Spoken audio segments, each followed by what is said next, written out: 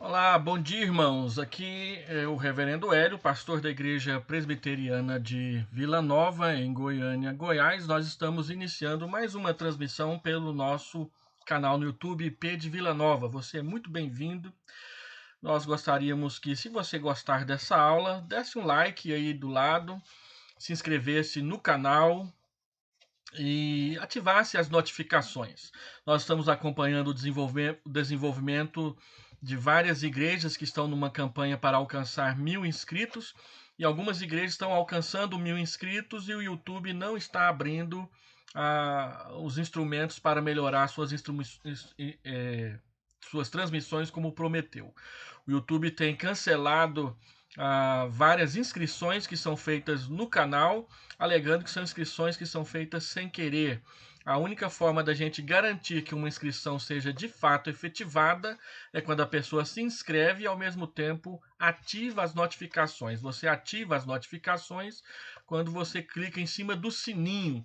Aí toda vez que a gente fizer uma transmissão, você receberá ou por e-mail ou no seu celular um comunicado de que aquele canal está ativo. Então ajude, nós também estamos nessa campanha para alcançar 1.000 inscritos.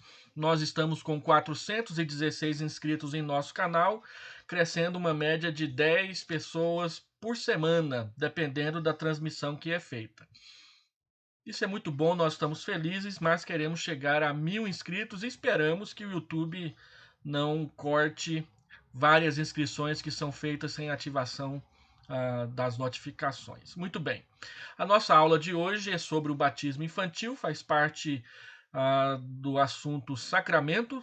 Domingo passado eu falei sobre o batismo por aspersão. Hoje eu quero falar sobre o batismo infantil e eu começo fazendo uma citação de Charles Hodge. Charles Hodge foi um grande teólogo presbiteriano que viveu nos Estados Unidos na metade do século XIX até o final do século XIX.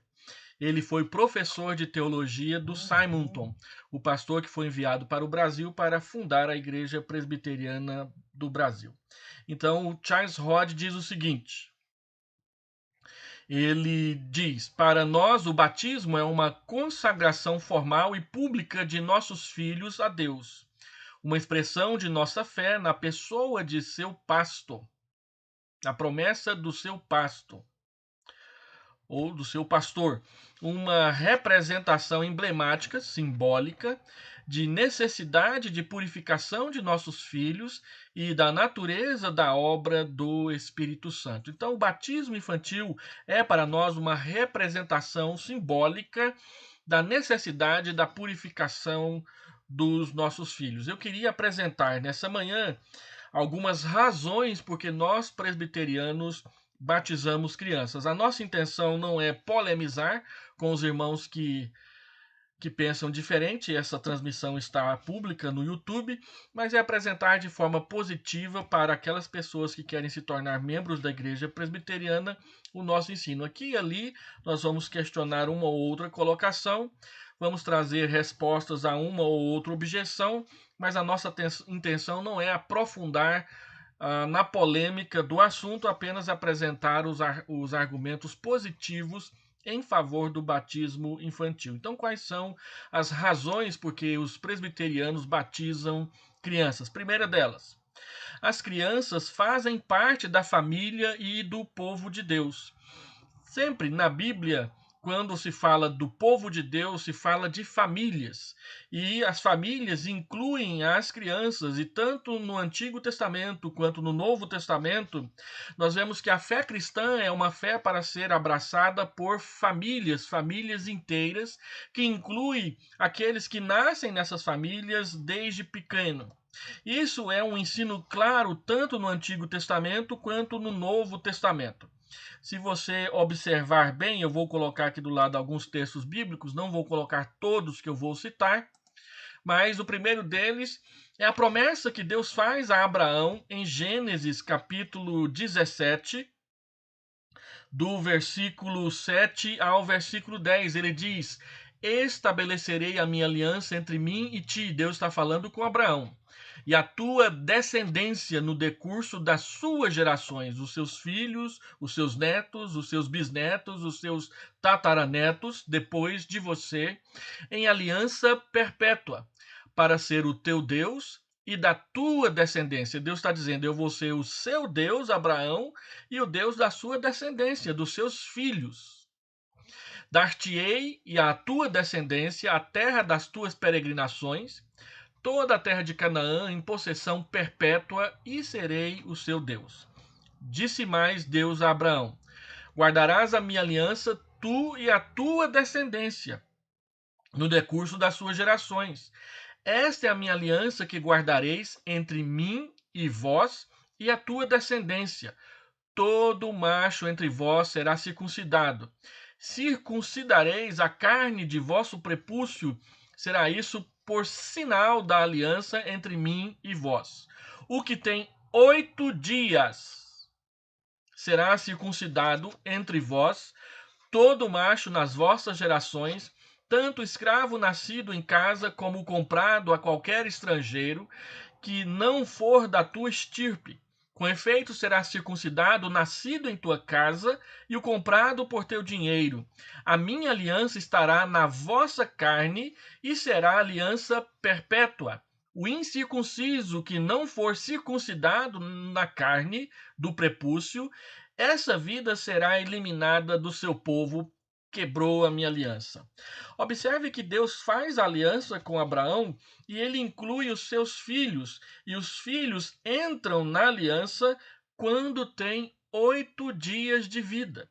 Antes de ter fé para decidir, antes de saber o que está acontecendo, aquele que faz parte da família da aliança recebe o sinal da aliança com 8 dias de vida. Nós cremos que as crianças do Novo Testamento ou da Nova Aliança fazem parte dessa promessa, porque Deus prometeu a Abraão e a sua descendência no decurso das suas gerações. Nós somos filhos de Deus pela fé, como Abraão se tornou filho de Deus pela fé. Esse é o raciocínio do apóstolo Paulo em Gálatas capítulo 2 e no Novo Testamento inteiro, de que nós entramos na aliança do mesmo modo que Abraão entrou pela fé. E Deus incluiu os filhos de Abraão desde pequenos. Quando eles são circuncidados, e isso é o que vai ser narrado em Gênesis 17 para frente, Abraão tinha 99 anos de idade quando foi circuncidado. Ismael tinha 13 anos de idade quando foi circuncidado. E Isaac tinha acabado de nascer. Observa só isso aí. Então, é importante nós sabermos que as crianças fazem parte da aliança. Além desses textos, nós temos Deuteronômio 29, que trata desse assunto, 10 a 13. Atos, capítulo 2, versículo 39, que eu estou colocando aqui para você ler comigo. Pois para vós outros é a promessa, para vossos filhos e para todos os que ainda estão longe, isto é, para quantos o Senhor nosso Deus chamar. Esse texto de Atos 2,39 faz parte do discurso de Pedro no dia de Pentecostes. E ele está falando que receber o Espírito Santo e receber o batismo de arrependimento é para vós e para vossos filhos. Nós argumentamos que filhos aqui em Atos 2,39 é crianças, porque não haveria razão de dizer vossos filhos adultos, uma vez que o filho adulto ele deve crer, arrepender seus pecados e ser batizado por causa do seu próprio arrependimento. Então nós estamos entendendo que a menção de Pedro a filhos aqui em Atos 2,39 é filhos pequenos, filhos crianças, e até aqueles que ainda nem nasceram, porque ele está dizendo isto é, aqueles que estão longe, os quantos o Senhor nosso Deus chamar, os que estão longe e os que estão distantes também no que diz respeito ao tempo, como nós que vivemos no século 21, fomos chamados e entramos na aliança depois. Um outro texto que é muito importante e significativo nessa questão de que nós cremos que as crianças fazem parte do povo de Deus e da família de Deus, é um importante texto de 1 Coríntios, capítulo 7, versículo 14. Olha o que está escrito lá. Aos mais digo eu, não o Senhor, se algum irmão tem mulher incrédula e esta consente em morar com ele, não a abandone. E a mulher que tem marido incrédulo e este consente em viver com ela, não deixe o marido. Por quê? Porque o marido incrédulo é santificado no convívio da esposa. E a esposa incrédula é santificada no convívio do marido crente. Doutra sorte, os vossos filhos seriam impuros, porém agora são santos. Então, por causa do crente fiel num casamento misto, ou num casamento em que um foi convertido e o outro não, Deus conta as crianças com o crente e não com o incrédulo. Então, Paulo está dizendo que se o seu marido ele não é crente, ele é santificado no seu convívio por causa das crianças, porque elas são santas. Deus abençoa o marido incrédulo por causa da esposa crente e vice-versa. Deus abençoa a esposa incrédula por causa do marido crente, a fim de que os filhos sejam contados como parte da sua aliança. Isso não santificar o marido incrédulo no convívio da esposa crente e vice-versa não quer dizer salvá-lo. Quer dizer dar-lhe bênçãos, ah, agir na sua vida de forma a amenizar os efeitos dos seus pecados, a fim de preservar a unidade da família e permitir que as crianças sejam educadas por aquele que é cristão. Deus conta as crianças com o crente, não com o incrédulo dentro de um lar dividido.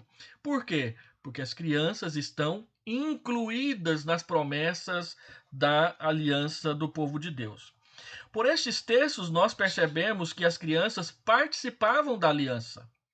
Eram alvos das promessas de Deus e são considerados santos, ou seja, separados para Deus.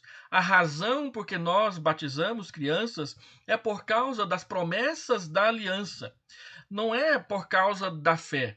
É claro que as crianças terão que crer em Cristo para serem salvas, mas nós cremos que o batismo ele antecipa as promessas da salvação para as crianças e serve como um elo que as chamará para a fé no momento apropriado.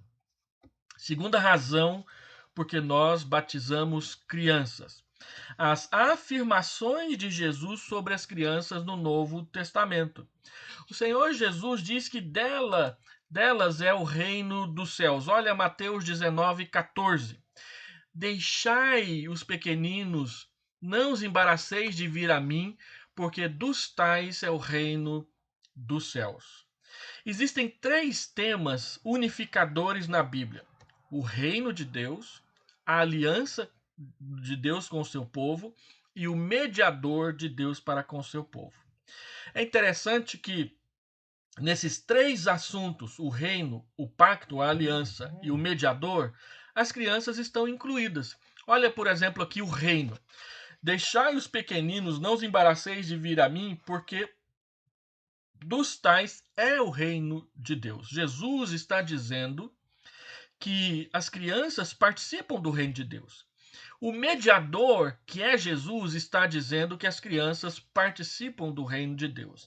E a aliança, que é um dos temas centrais das Escrituras, também inclui as crianças, porque quando a aliança foi instituída, tendo como sinal a circuncisão, a criança participava ou recebia a circuncisão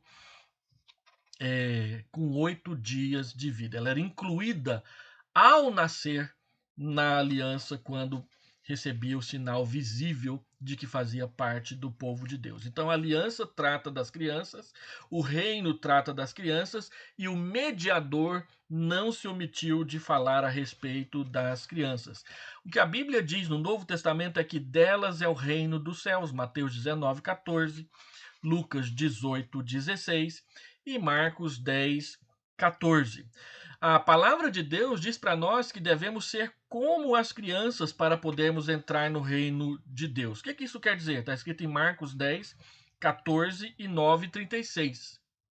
Isso quer dizer que uma criança é sempre humilde, ela é sempre dependente, ela é sempre simples. Que nós, se quisermos fazer parte do reino de Deus, devemos ser como as crianças, simples, humildes e dependentes. À medida em que nos tornamos adultos, nós achamos que não precisamos de Deus e isso atrapalha nós recebemos a Jesus como Senhor e Salvador. Uma criança não. Você fala de Jesus para ela, rapidamente ela abre o coração para ele. Se você olhar as estatísticas, e essa estatística é feita por uma entidade batista, nem é presbiteriana, que é a APEC. A APEC diz nos seus escritos que 84% das conversões a Cristo acontece entre os 4 anos de idade e 14 anos de idade. Então, é interessante isso, porque se a fé ela é exigida para que uma pessoa seja salva, e é verdade, os próprios batistas reconhecem que crianças com 4 anos de idade estão recebendo a Cristo como seu Salvador. E isso, para nós, atesta a nossa insistência no fato de que as crianças devem sim ser batizadas e evangelizadas dentro do lar cristão pelos seus próprios pais. É muito mais fácil conhecer a Cristo e entregar a sua vida a Cristo nos primeiros anos da nossa vida. Por isso é importante que os pais invistam na educação cristã dos seus filhos, para que quando chegarem na idade adulta eles estejam preparados para enfrentar todas as dificuldades e todos os ataques intelectuais e acadêmicos contra o cristianismo que eles vão enfrentar, especialmente no ensino fundamental, na segunda fase, mais fortemente no ensino médio, e vão ser bombardeados de ensino anticristão na faculdade o tempo todo. E depois vão viver uma vida adulta defendendo as suas escolhas, se negarem a Cristo ou se receberem a Cristo. Então, as afirmações de Jesus a respeito das crianças, incluindo-as no reino dos céus, é um argumento favorável ao batismo infantil. Terceiro argumento, e esse é um argumento mais complexo. Existe continuidade entre o povo de Deus no Antigo Testamento, Israel, e o povo de Deus no Novo Testamento, a Igreja. Existe uma continuidade entre o Antigo Testamento e o Novo Testamento. Um dos assuntos mais difíceis da gente estudar na teologia é a relação de continuidade e descontinuidade entre o Novo e o Antigo Testamento. Todos nós cristãos cremos que o Antigo Testamento é palavra de Deus para nós, do mesmo modo que cremos que o Novo Testamento é palavra de Deus para nós. Nós não concordamos com as editoras que, quando publicam a Bíblia, colocam as palavras de Jesus em vermelho, como se as palavras de Jesus fossem mais Bíblia do que o resto da Bíblia. Não. Toda a Escritura é inspirada por Deus e útil para o ensino, para a educação, para a correção na justiça. As palavras de Jesus não são mais inspiradas por Deus do que as palavras de Elias, de Eliseu, de Jeremias, de Isaías, de Moisés, de Paulo, de Pedro, de Judas, dos escritores da Bíblia.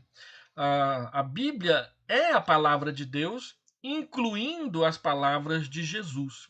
Isso vale tanto para o Antigo quanto para o Novo Testamento. Agora, nós sabemos que a relação do Antigo Testamento para com o Novo Testamento é uma relação de promessa e cumprimento.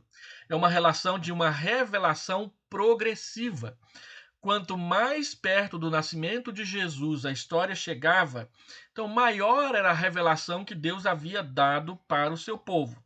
Então, Adão conheceu a Deus, mas Adão não conheceu a Deus como Noé conheceu a Deus. como Moisés conhecia Deus. À medida em que a revelação bíblica vai se desenvolvendo, nós dizemos que a revelação é progressiva, ela vai crescendo até chegar no seu ponto máximo, que é a encarnação de Deus em Cristo Jesus. Isso está escrito em Colossenses. Cristo é a plenitude da divindade e nele habita corporalmente a plenitude da divindade. Colossenses capítulo 2, a partir do verso 11. E Hebreus capítulo 1 diz que Cristo é a expressão exata do ser de Deus. Portanto, Cristo é o ponto mais alto da revelação. Aí você diz assim, mas Paulo e Pedro escreveram depois de Cristo. Sim, eles escreveram depois, mas escreveram a respeito de Cristo. Nada nos mostra mais a Deus do que o próprio Senhor Jesus Cristo em pessoa, por uma única razão: ele é Deus encarnado entre nós. As Escrituras são a palavra de Deus, mas as Escrituras não são Deus. Jesus é Deus. Então Jesus é o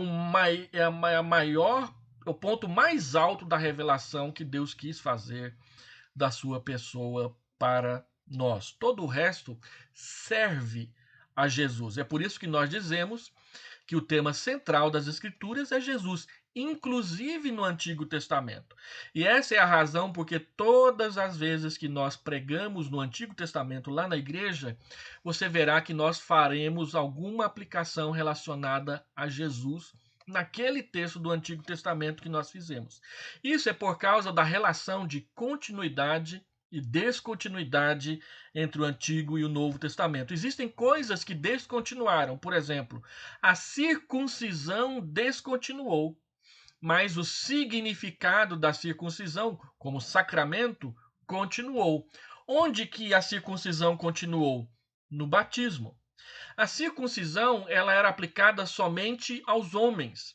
O batismo, que é a sua continuação, é aplicado também às mulheres, porque houve um progresso na revelação. Então esse assunto ele é muito complicado, a gente reconhece. Mas nós presbiterianos cremos que dentro da aliança de Deus com o seu povo, há uma relação de continuidade e descontinuidade. E o batismo infantil, ele representa a continuidade da nova aliança com a velha aliança. Na velha aliança, as crianças faziam parte do povo de Israel a partir dos 8 dias de vida. Na nova aliança, as crianças fazem parte do novo Israel de Deus, que é a igreja, a partir da sua infância. Então, a base para o batismo infantil não vem da exigência bíblica de que as pessoas têm que ter fé e arrependimento para a salvação. Vem dos ensinamentos do Antigo Testamento a respeito de quem faz parte da aliança. E nós aplicamos às crianças porque cremos que nessa questão há uma continuidade. O rito da circuncisão não continuou. Ele foi substituído pelo rito do batismo.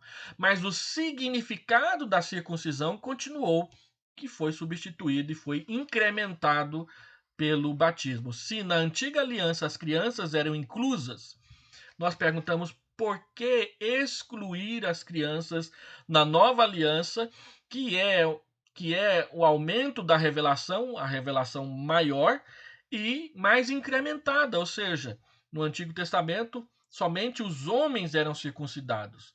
No Novo Testamento também as mulheres são batizadas, fazendo parte integral da aliança de Deus.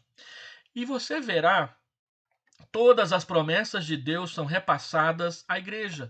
Todas as promessas que Deus fez a Israel da vida eterna, da terra prometida, elas são repassadas à igreja. Ela é chamada no Novo Testamento de Israel de Deus. Olha essas duas passagens.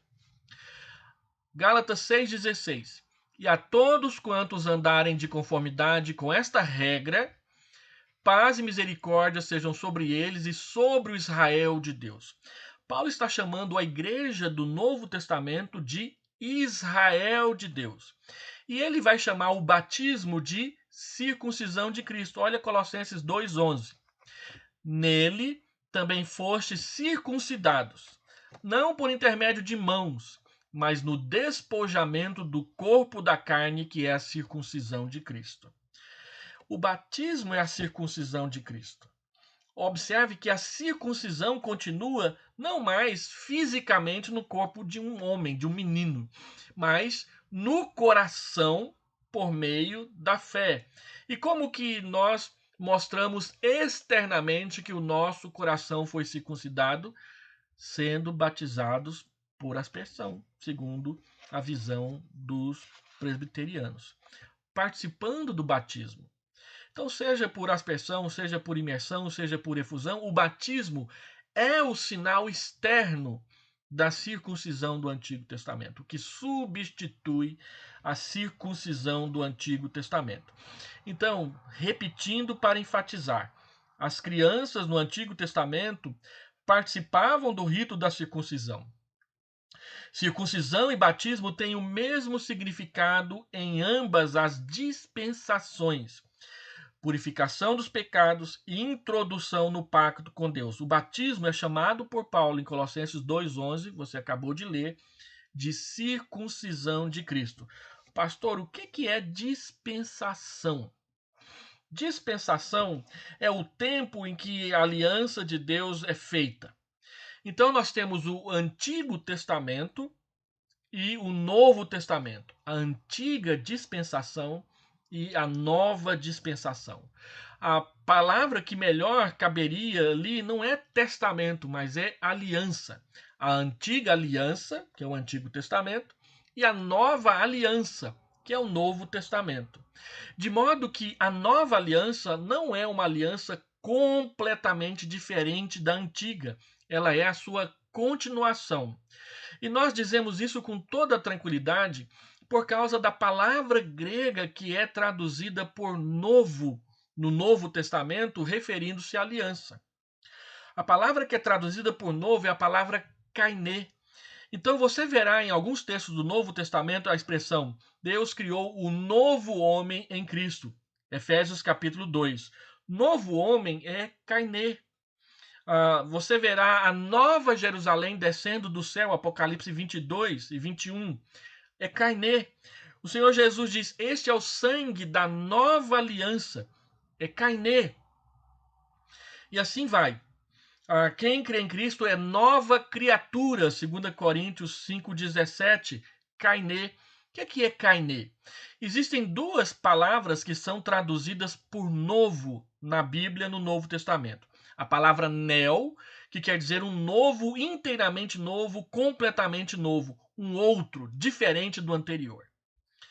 E a palavra kainé, que é um novo a partir do velho. Então nós somos um novo homem a partir do velho. Quando você entrega a sua vida para Cristo, você não muda nada. Você continua, se você usava óculos, continua usando óculos. Se você tinha dor nas costas, continua tendo dor nas costas. Se você estava ficando careca, continua ficando careca. Mas, no entanto, a Bíblia diz que você foi feito um novo homem, uma nova criação. Ou seja, este que entregou a vida para Jesus vai ser transformado por Deus para poder viver na eternidade com Ele. Quando você ressuscitar, será você, mas será você adaptado para a vida eterna. Do jeito que você está hoje, você não está adaptado para a vida eterna. Você envelhece, você adoece, essas coisas acontecem com você. Na eternidade isso não vai acontecer, mas será você renovado. Você pega um Fusca 69 amassado, compra ele aí por R$ 2.000 num ferro velho e leva ele num lugar onde o camarada vai consertar tudo. Então ele vai trocar todas as peças, ele vai tirar todos os amassados, ele vai fazer todo um trabalho de lanternagem e ele vai te entregar o Fusca 69 novinho 2020. É outro Fusca? Não, o chassi é o mesmo, o motor é o mesmo, mas ele foi consertado, ele foi renovado. É isso que Deus está fazendo com você e comigo. Ele está nos renovando para a eternidade.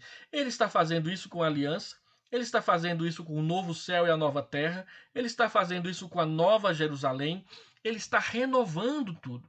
De modo que a nova aliança não é outra aliança diferente, mas é a mesma aliança do Antigo Testamento renovada com o progresso da revelação e com a chegada do Cristo, que é o Senhor Jesus Cristo. Ok? Então, existe essa questão de continuidade e descontinuidade. Nós temos apenas 2 livros publicados em português sobre esse assunto que é tão difícil, mas que é fundamental para a gente saber por que tem essa diferença entre igrejas que batizam crianças e não batizam crianças.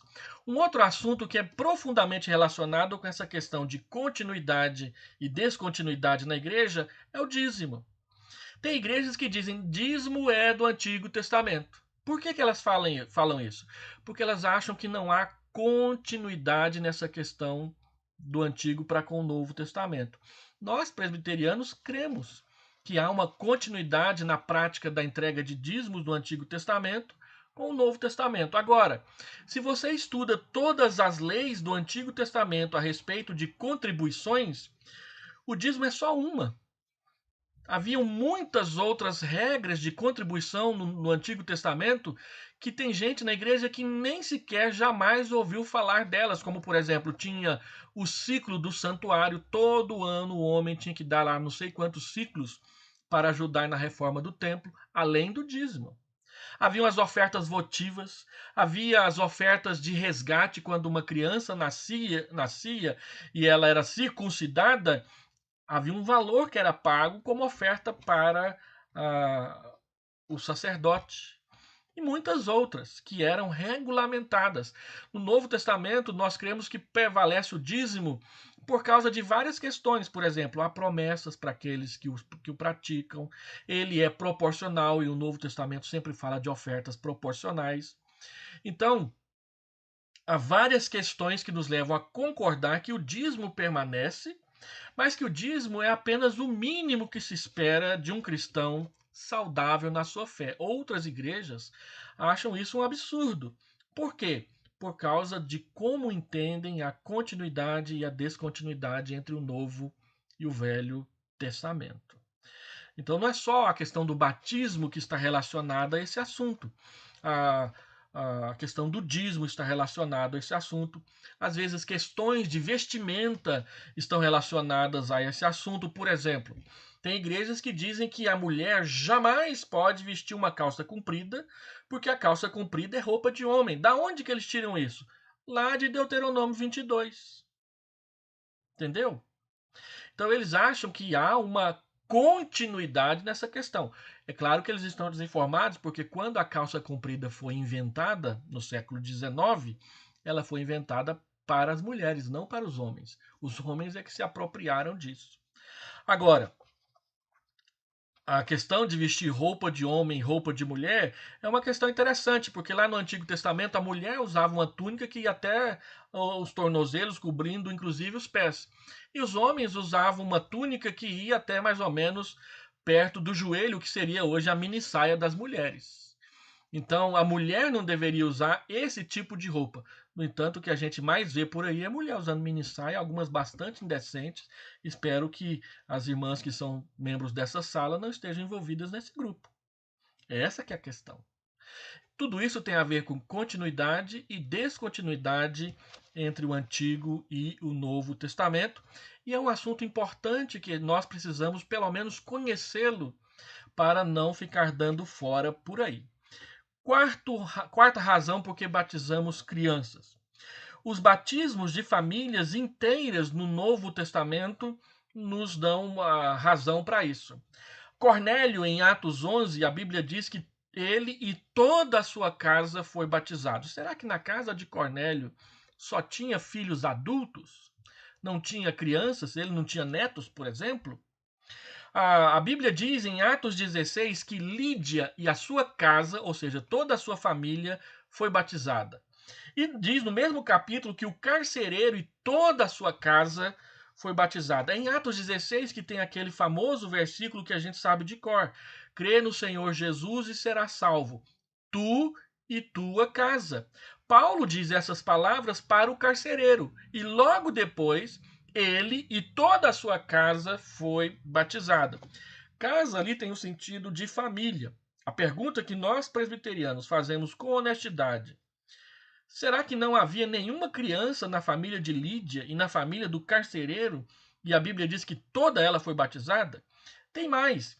Atos 18, versículo 8, diz que a casa de Crispo foi toda ela batizada. Olha o texto aí. Mas Crispo, o principal da sinagoga, creu no Senhor com toda a sua casa. Também muitos dos coríntios, ouvindo, criam e eram batizados. Será que na casa de Crispo não tinha nenhuma criança? Só tinha gente adulta? Será que o evangelho só entrava nas famílias onde só tinha adultos? E tem mais. Estéfanas, 1 Coríntios 1,16. Paulo diz: batizei também a casa, a família de Estéfanas. Além destes, não me lembro se batizei algum outro. Ou seja, será que na casa de Estéfanas só tinha filhos adultos? Não tinha nenhuma criança? E assim vai. A mesma coisa se diz das casas de Onesíforo, Aristóbulo e Narciso, famílias que a casa inteira foi batizada. É totalmente improvável que não houvesse crianças nessas famílias. João 4,53, esse texto eu não coloquei, deixa eu abri-lo aqui para que a gente possa ler. Evangelho de João, capítulo 4, verso 53, eu não estou lembrado de qual texto que é. Então o pai constatou que aquela fora exatamente a hora em que Jesus lhe dissera: o seu filho continuará vivo. Assim creram ele e todos de sua casa. Será que o filho desse camarada era um adulto? Ou era um adolescente? Ou era uma criança? Então o Senhor Jesus também curava crianças, não só adultos. Talita cumi, né? Criança, levanta. É um exemplo. Talita passou a ser nome de crianças aqui no Brasil e mulheres e coisas parecidas. Creu com toda a sua casa, diz o texto ali. Toda a sua família. Será que a família dele era composta só de adultos? O evangelho só entra na casa que só tem adultos? Jesus curou ali uma criancinha, paidion, a palavra grega para criança. A Peshita, que é uma versão siríaca do Novo Testamento, datada do segundo século, por volta do ano 100 até o ano 200, depois de Cristo, registra sim o batismo de Lídia em Atos 16. É uma versão siríaca do Novo Testamento. Ela foi batizada e as crianças de sua casa. É claro que é só na Peshita que tem essa frase. Agora, a Peshita é uma tradução da Bíblia do grego para o siríaco, datada entre o ano 100 e o ano 200. Ou seja, ela é muito antiga. E já na Peshita há uma menção de que crianças foram batizadas. Isso é um dado curioso e interessante para nós. Então, isso nos leva ao quinto argumento a respeito de por que nós batizamos crianças. E o nosso quinto argumento é o testemunho da história da igreja. A controvérsia entre Agostinho e Pelágio por volta do ano 300 depois de Cristo, ou quase 400 depois de Cristo, sobre o pecado original nas crianças. Agostinho pergunta para Pelágio. Pelágio ensinava que Deus não elegia ninguém, que nós temos livre-arbítrio e que eu sou salvo pela minha obediência e não pela graça. Então Pelágio ensinava essas coisas e Agostinho, o Santo Agostinho da Igreja Católica, nós chamamos Agostinho de Hipona, ele entrou em controvérsia contra os discípulos de Pelágio, que Pelágio já estava morto nessa época, e ele argumenta que se as crianças não têm pecado, por que as batizamos? Olha só isso. Lá por volta do ano 400 depois de Cristo, Agostinho está dizendo que é errado dizer que não tem pecado nas crianças, porque de outra maneira seria incoerente a igreja batizar crianças. No ano 300, no ano 400, a igreja batizava crianças. Ele fala do batismo de crianças como uma prática normal da igreja daquela época. Os problemas com respeito ao batismo de crianças, eles só vão aparecer a partir do século XII, com um grupo chamado de petrobrucianos, que era um discípulo de Pedro de Bruz. Por isso que é chamado petrobrucianos. Eles viveram por volta do ano 1125. E depois só vai surgir de novo em 1525 em Zurique, na Suíça, ou seja, na época da Reforma. As pessoas que questionaram o batismo infantil só ganharam força a partir de 1525 depois de Cristo. Até então, os que batizavam crianças eram a maioria na história da igreja. E nós concordamos com isso. Há citações a respeito de batismo de crianças feitas por Justino Marte por volta do ano 150 depois de Cristo. Fala de pessoas de 60 e 70 anos batizadas na infância, ou seja, por volta do ano 80, por volta do ano 90. O ano 80, o ano 90 ainda tinha apóstolo vivo, meus irmãos. E essa é uma das razões porque nós cremos no batismo de crianças. Irineu, que viveu por volta do ano 180, quando ele escreveu o seu famoso livro Contra as Heresias, ele era discípulo de Policarpo. Policarpo, por sua vez, era discípulo do apóstolo João. E Irineu fala que conhecia bem a história da igreja da sua época, fala de pessoas que tinham sido batizadas na infância. Ele mesmo diz que conheceu Jesus na infância, assentado no colo de Policarpo, que tinha sido discípulo direto do apóstolo João.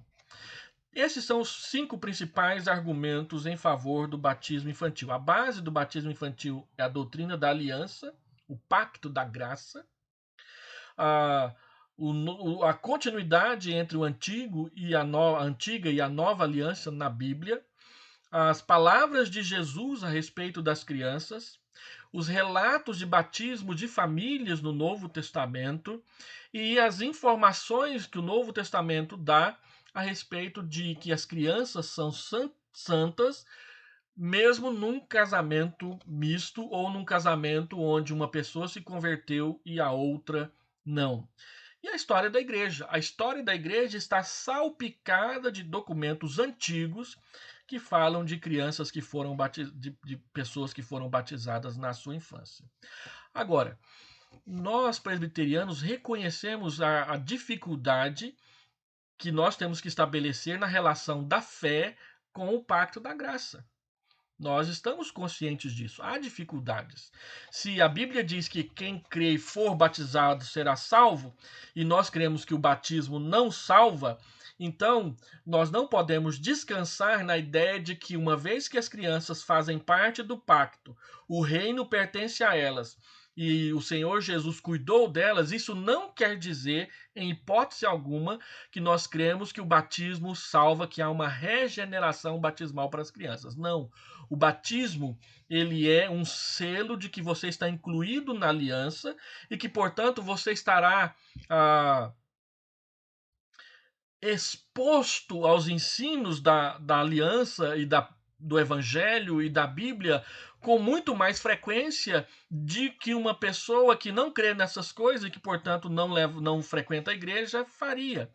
Isso nos remete, então, ao ensino bíblico também importante a respeito da responsabilidade dos pais. Como que Isaac e o decurso das gerações de Abraão vai se manter fiel à aliança e à promessa? Através do forte ensino dos pais aos filhos, da perseverança na fé dos pais para com seus filhos. Então, no que diz respeito ao batismo infantil, a decisão e a responsabilidade dos pais, ela tem que ser enfatizada. O batismo para crianças não é uma bênção completa, mas ele é apenas um sinal de que pertencem ao povo de Deus, como seus pais também pertencem.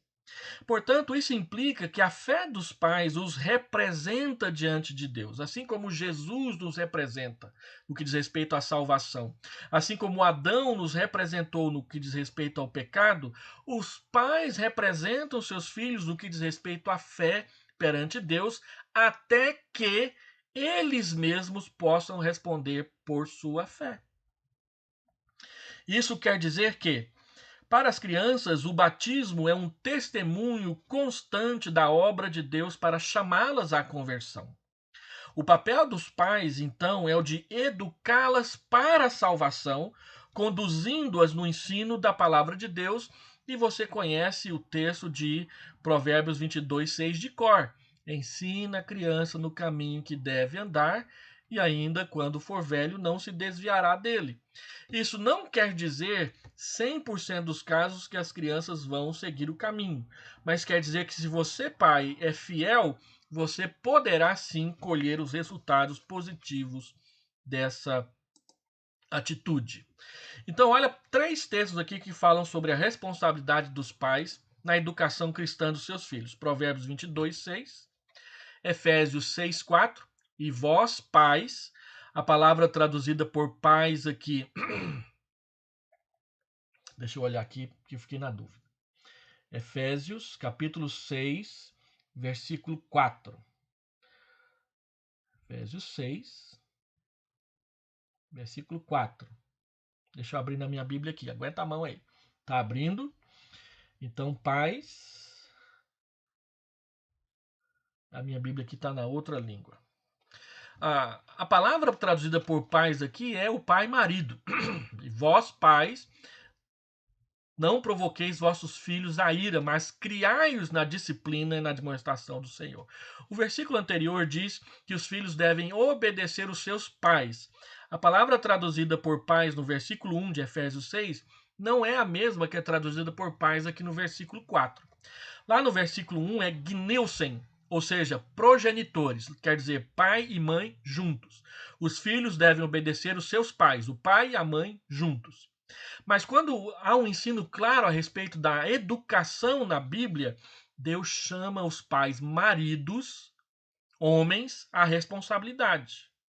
Muitos pais, maridos, delegam a responsabilidade da educação cristã dos filhos para as mães. Tem pai que, em vez de ir para a escola dominical com o filho, vai pescar no Rio Araguaia e leva o filho junto. E depois reclama quando o filho faz 18 anos e não quer frequentar a igreja.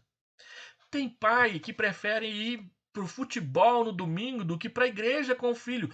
Quantas vezes eu recebi notícia na igreja de que os filhos não estavam, que os filhos não estavam presentes porque estavam com os pais, maridos, lá no Serra Dourada assistindo o jogo do Goiás e do Vila Nova. Então, muitos pais, maridos, em vez de levar a sério a sua obrigação de educar o filho na justiça e na palavra de Deus, é o pior mau exemplo para ele. E aí as mães é que ficam lá com a batata quente na mão, só que no dia do juízo, Deus não vai chamar a mamãe para conversar sobre isso, não. Deus vai chamar o papai, em primeiro lugar. Assim como quando Adão e Eva pecaram, embora Eva tivesse pecado primeiro, quem foi que Deus chamou primeiro para chamar a atenção? Adão, não foi Eva. Por quê? Não foi ela que pecou primeiro? Foi, mas o cabeça da família não era Eva. O cabeça da família era Adão. Então nós vivemos numa época que as mulheres do feminismo radical questionam o patriarcado, mas nós estamos muito conscientes do que a palavra de Deus diz a respeito do que é liderança. Deus colocou a liderança sobre os homens, mas Deus também cobrará a responsabilidade dos homens nessa questão. E uma delas é a educação cristã dos filhos. Terceiro, olha aí, e que desde a infância, Paulo falando para Timóteo, e que desde a infância sabes as sagradas letras que podem tornar-te sábio para a salvação pela fé em Cristo. Timóteo é um exemplo. O pai de Timóteo era grego e não cria no evangelho. A mãe de Timóteo era judia e a sua avó também era judia. E elas, porque o pai não cria em Jesus, ensinaram a Bíblia Sagrada para Timóteo. Desde quando? Desde a infância. É isso que nós estamos dizendo. Então, se a profissão de fé dos pais for apenas nominal ou insincera, a aplicação do batismo à criança não terá nenhum valor abençoador para ela. Antes, pelo contrário, poderá ter até um caráter condenatório. Então, não é só apresentar o filho ao batismo, é apresentá-lo ao batismo e ensiná-lo a andar com Deus. O maior problema de batismo de crianças não é a sua veracidade bíblica, mas diz respeito ao ensino e à pregação da palavra de Deus, a irresponsabilidade de muitos pais. Se os pais não cuidam da sua própria fé, certamente não cuidarão da fé dos filhos, abrindo-lhes as portas para um cristianismo apenas nominal ou para a incredulidade e rebeldia contra Deus. Eu fui pastor de uma família que o marido dava muita dor de cabeça para o conselho da igreja e para os pastores. O marido bebia cerveja. Mas não bebia uma garrafa ou outra de vez em quando, domingo, lá no almoço da sua casa. Ele bebia de ir com a família, nos bares, nos restaurantes e os amigos. Ele andava de bicicleta pela cidade com uma turma e eles terminavam o passeio da bicicleta geralmente num bar bebendo cerveja e os filhos de 10, 11, 12, 15 anos iam juntos. E aí esses filhos fizeram 18, se tornaram maiores e começaram a fazer pior do que o pai. E esse pai chegou para mim um dia e disse assim: minha filha não está mais frequentando a igreja, eu estou preocupado com ela. Mas ele não esteve preocupado com ela no dia em que ele foi para o bar beber cerveja. Estava preocupado com o seu prazer. Agora ela deixou de ir para a igreja para ficar lá no bar bebendo cerveja com os amigos, seguindo o mau exemplo do pai. Pense sobre isso, você que é pai, você que é mãe. Porque a gente colhe as coisas que a gente planta e não planta na vida dos nossos filhos. Agora, também tem o outro lado. Tem muitos pais que são piedosos, são esforçados, ensinam as coisas de Deus para os filhos, oram com os filhos, oram pelos filhos, dão um bom exemplo para os filhos e os filhos se afastam. E essa é uma objeção do pessoal que acha que só pode batizar adultos contra o batismo infantil. E quando ele se desviar? Ué, mas a pergunta é a seguinte: não tem um monte de adulto aí que é batizado e não desvia também? Qual que é a diferença? É a mesma coisa. Então, tem filhos que rejeitam a fé dos pais. E nem sempre, esse dado é importante, nem sempre o filho rejeita a fé do pai porque o pai deu o mau exemplo para ele o tempo todo. É claro que nós erramos na educação dos nossos filhos. Às vezes nós não fazemos o culto doméstico do tanto que deveria e poderia. Às vezes nós não gastamos um tempo decorando um salmo, um texto bíblico com o nosso filho. Às vezes nós não prestamos atenção na lição da escola dominical que foi ensinada na igreja, não repassamos com eles, não cantamos com eles os cânticos da igreja, cantamos outras músicas. Então nós erramos, mas às vezes nós não erramos o tempo todo. E se a gente for somar os erros com os acertos, nós vamos ver mais acertos do que erro. Ora, eu, por exemplo, vim de uma família onde meus pais não eram cristãos, pelo menos muito comprometidos. Minha mãe não ia na igreja de jeito nenhum, ela achava que sabia mais que o padre. Eu vim do catolicismo. No entanto, a graça do evangelho me alcançou. Então, existem exemplos, inclusive na Bíblia, de pais que dão mau exemplo e os filhos são bons. Jonatas. Saul dava mau exemplo para Jonatas o tempo todo e Jonatas era um rapaz crente. Por outro lado, nós temos exemplos de homens que viviam com Deus e para Deus, que os filhos deram em nada. Davi, ele era o homem segundo o coração de Deus, cometeu um adultério que trouxe muita vergonha para ele, inclusive problemas com os filhos. E porque era polígamo, tinha um monte de filho, cada um com uma esposa, virou uma confusão. No entanto, a Bíblia diz que ele era um homem piedoso. Samuel, que é um homem mais piedoso que Samuel, a Bíblia diz que os seus filhos não eram honestos como Samuel era honesto. Eli tinha 2 filhos, Ofni e Finéias, que foram a vergonha da sua vida. Mas ele era um homem piedoso. Quando Ana precisou de um conselho, ele errou, mas depois acertou, e Deus abençoou Ana ouvindo a oração que Eli fez por ela. Então, nós somos homens que erramos muito, mas acertamos também. E nem sempre os erros dos nossos filhos podem ser computados a nossos erros, porque a salvação sempre foi e sempre será pela graça e não pelas obras. Não são as nossas obras que salvam os nossos filhos. É a graça de Deus caindo como semente na terra boa que Deus preparou. Então nós temos que orar pelos nossos filhos, nós temos que estar atentos. Então, o compromisso dos pais tem que ser enfatizado. Qual é o compromisso dos pais? Deixa eu citar 3 aqui. Primeiro, educar os seus filhos na crença em Deus conforme o ensino bíblico. Educar o filho no caminho de Deus não é só levá-lo à igreja, mas orar com ele, orar por ele, ler a Bíblia por ele, educá-lo para que ele possa ler a Bíblia sozinho e dar-lhe o exemplo para que ele aprenda sozinho em casa ler a sua própria Bíblia, mesmo quando o papai e a mamãe não estiverem por perto. Eu disse para as minhas filhas que eu saberia se elas eram crentes de verdade ou não o dia que eu viajasse para pregar fora e quando eu voltasse elas tivessem ido para a igreja mesmo sem eu estar com elas. E elas, quando eu pergunto isso para elas, elas já repetem de cor.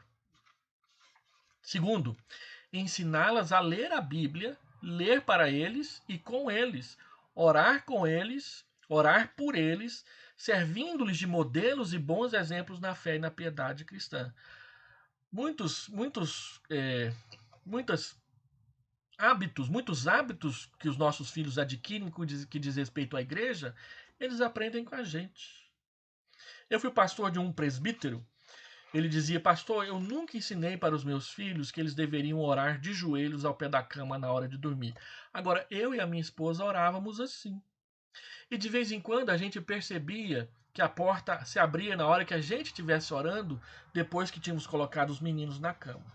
Aí um dia a gente foi conferir se os meninos estavam dormindo mesmo, e chegamos lá e vimos, não um, mas eram 3, os 3, uma vez um, uma vez o outro, orando também de joelhos antes de dormir ao pé da cama.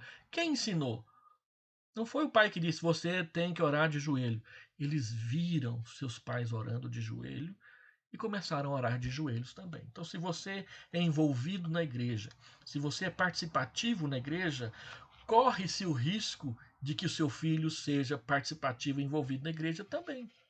Agora, se você não é envolvido com as coisas da igreja, se você não participa, se você foge dos encontros de casais, se você acha que acampamento de igreja é bobagem, corre-se o risco de que seu filho pense a mesma coisa. Quando meu pai foi chamado para se batizar a primeira vez e eu estava do lado dele, meu pai disse: não vou batizar não, é muita responsabilidade. E aí me perguntaram a mesma coisa algumas semanas depois e eu respondi a mesmíssima coisa que meu pai tinha respondido.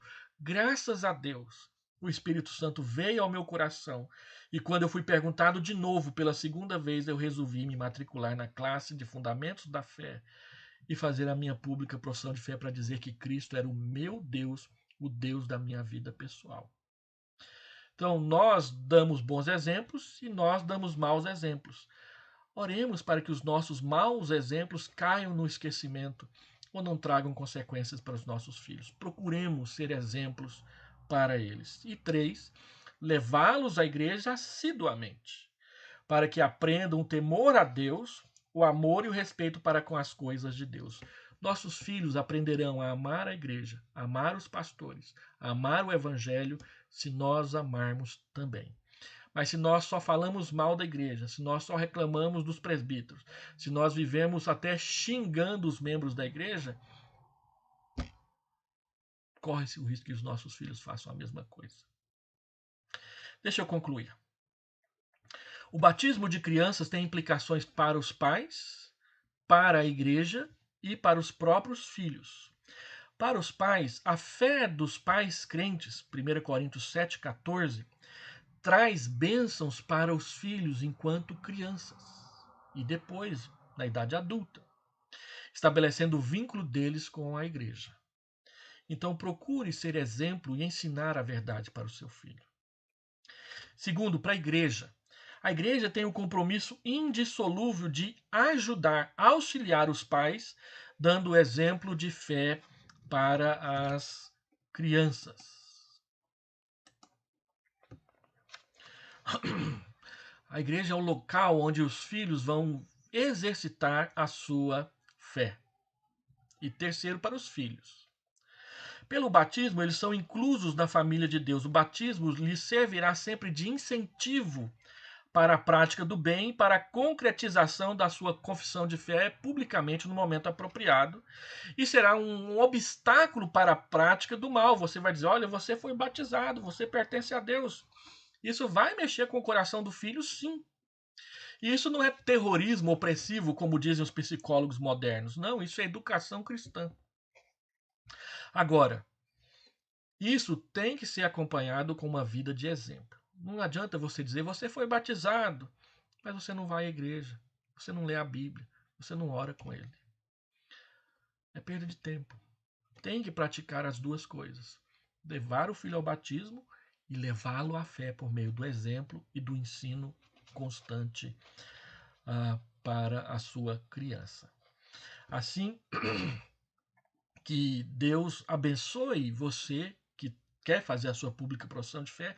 E uma última coisa, por uma questão de honestidade. Na Igreja Presbiteriana do Brasil, quando uma criança que foi batizada na infância completa 18 anos, ou seja, chega na maioridade, se ela não fez a pública profissão de fé, ela deve ser excluída por maioridade do rol de membros da igreja. Por quê? Porque ela já é adulta.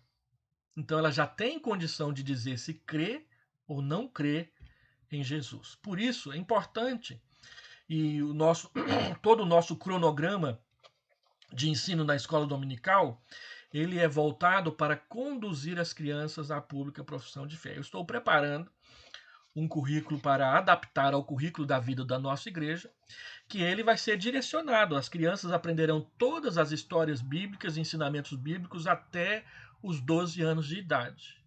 Então, as classes de adolescentes e pré-adolescentes, elas receberão currículos que vão direcionar as crianças para a classe Fundamentos da Fé. É um equívoco quando chega a criança, a adolescente, fala assim: eu quero fazer minha pública profissão de fé, e o pai fala assim: não, você precisa enturmar melhor com a igreja, você vai ficar na classe de adolescente primeiro. Aí a vontade passa. Então você deve incentivar o seu filho a fazer a pública profissão de fé. Incentivar. Não deve obrigar. Uma vez um senhor chegou para mim: pastor, minha filha vai ser matriculada na escola dominical da classe Fundamentos da Fé, porque eu quero, ela tem que fazer a pública profissão de fé. Não, meu irmão. Não, minha irmã. Ele tem que se matricular na classe Fundamentos da Fé porque ele quer, porque ela quer, porque ele quer professar a sua fé, não porque você, pai, quer que ele faça isso. Agora, se até os 18 anos ele não fizer, então nós somos orientados a excluí-lo, porque ele já tem mais do que idade suficiente para decidir-se a respeito de Jesus ou não. Em Israel, o jovem era declarado adulto aos 13 anos de idade, quando ele fazia o Bar Mitzvah. O Bar Mitzvah era um exame que todo homem israelita tem que fazer aos 13 anos de idade para saber se ele sabe ou não sabe a lei. Então eles eram educados desde os 5 anos de idade até os 12 a respeito da lei, para aprender a discutir a lei com o rabino, o sacerdote. É isso que a gente vê Jesus fazendo com os sacerdotes lá em Lucas 3, quando ele conversa com eles. Jesus tinha 12 anos de idade naquela época. No ano seguinte, ele faria, segundo o preceito judaico, o Bar Mitzvah. E nós queremos que Jesus tenha feito. Ele tenha se apresentado diante de um rabino e respondido perguntas a respeito da lei para o rabino. Então, respondendo satisfatoriamente, o homem com 13 anos de idade era declarado adulto. Em Israel, a maioridade é 13 anos de idade. Quem comete um crime aos 14, 13 anos de idade já vai para a cadeia como adulto. Aqui no Brasil tem essa confusão toda aí. Mas é importante você saber que você tem até os 18 anos para decidir-se pessoalmente a respeito disso. A igreja não leva muito a sério essa questão de excluir, não, porque esse negócio de número mexe com os pastores, mas a gente sempre aconselha os jovens e os seus pais a estarem atentos a essa questão, porque é uma questão legal dentro da Igreja Presbiteriana do Brasil. Vamos orar? Pai, eu quero pedir a tua bênção sobre os alunos dessa classe, as mulheres, os homens, os adultos e os jovens, para que eles sejam preparados adequadamente para professar a sua fé publicamente e assim se integrarem à vida da igreja. Abençoa eles e abençoa os seus pais que os conduzem no seu caminho, para que eles sejam bem sucedidos na sua tarefa de educar os seus filhos no caminho do Senhor. Nós queremos nos colocar à disposição dos pais para servi-los com ensinamento bíblico apropriado e que eles cresçam na fé. É a nossa oração em nome de Jesus. Deus abençoe a todos, que Deus aplique a sua palavra no nosso coração. Até mais, irmãos. Até a noite para o culto